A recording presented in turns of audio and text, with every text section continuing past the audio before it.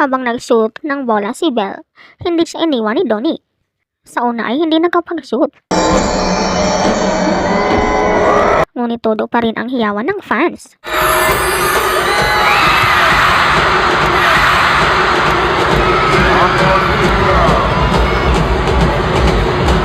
Patuloy siyang in-encourage ni Donnie na muling subukan. Hindi pa rin niya mai-shoot.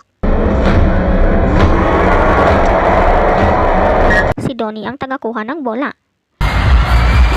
Sa pangatlong subok, bumalik pa siya kay Donnie hanggang sa